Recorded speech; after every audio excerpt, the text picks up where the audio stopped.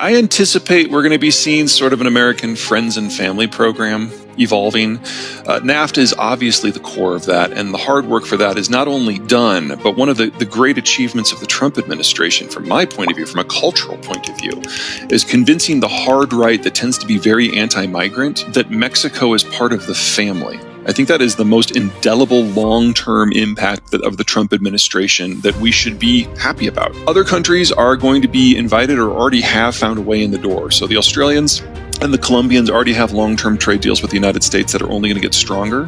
And Japan is a country that realized what was going on, realized that the Americans were backing away from sponsoring the global economy, realized the American military was going to be less adventurous in the future. And they looked around and they realized that they have the world's oldest demographic structure already. They've been dealing with this for 30 years. And they really didn't want to be facing the Russians in Asia and the Chinese by themselves. So they went to the White House and basically sought terms, and Trump's terms were humiliating, to put it in a single word. They signed anyway. And then when Biden came in, the Japanese made it very clear they did not want to amend the terms. So the Japanese have successfully bought their way into the American inner circle. So they're going to come along for the ride. Whether or not the Brits join is up to them. They have to really figure out what Brexit means. I mean, it's been 6 years. It should be time already. They're just not there yet. The Europeans have a lot less wiggle room on their demographics because they have a lot less land area per unit of population. They just have not been able to maintain a high birth rate because they don't have something that we would consider the suburbs. You pretty much have a relatively dense urban core, and then you've got the farms, and there's very little buffer zone in between where an up-and-coming family can raise kids and have a yard. And if everyone's living in a condo, your birth rate's going to be lower. Also, they started industrializing decades before the rest of the world. So they're just so much further along in this process. And a lot of what we would consider your traditional Western European countries, Italy, Germany, Belgium, their demographics turned terminal back in the 80s. There just weren't enough kids to carry it forward. Well, and if you fast forward that 40 years, it means that they're literally running out of 40-year-olds. This is the decade that all of those countries age into mass obsolescence. And we really don't have an economic model that can allow national cohesion. And then there's another crop of European countries, the bulk of the Central Europeans, all the way from Estonia to Bulgaria, that actually have faster aging demographies, but from a slightly younger base, and they will follow in the decade to come. We're looking at a Europe in as soon as 2040 that is made up of really just Spain, the United Kingdom, France, and the Scandinavian countries. The rest of it will have aged into desolation. In the United States, when we talk about demography, we usually do mean it as a marketing scheme. You know, that you've got a number of people who are in this specific demographic group. They value these things. They're at this stage of their life. Therefore, these products make sense to them. And the group that we've constantly been talking about are the millennials and especially the baby boomers. But there's more to it than just what it means from a market point of view in the short term, because if you to play the long term, I mean, the problem with demographics is that they're glacial. It takes a lifetime for someone to live a life. And we've known since the 60s that the baby boomers eventually were going to age into retirement, and that was going to change the system because instead of paying taxes, they're going to be drawing pensions. Well, on average, that happens in the fourth quarter of calendar year 2022. We're here. We've known this has been coming for 40 years, but no one's ready because it was always off in the future. Well, the baby boomers are not just an American population block. They exist in every advanced country. The difference between the American boomers and everyone else is that American boomers actually had children that we now know as the millennials.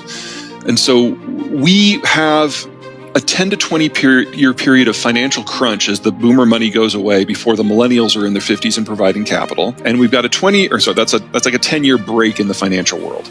And we've got a 20-year break while we're waiting for the millennials' kids to grow up. But if you look at the demographic structure of, say, Germany or Italy or Korea, they've got more people in their 60s than their 50s, than their 40s, than their 30s, than their 20s, than their teens, than children. There's no coming back from this.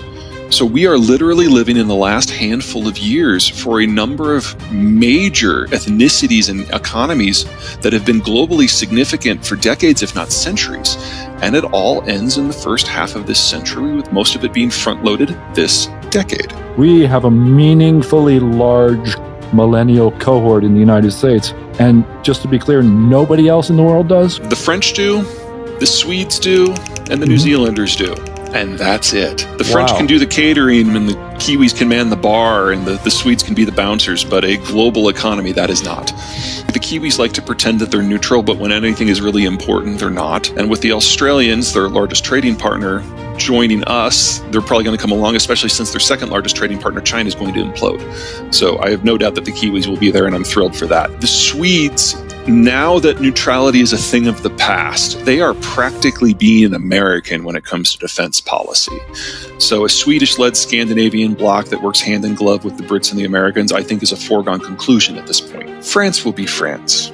They will always do their own thing.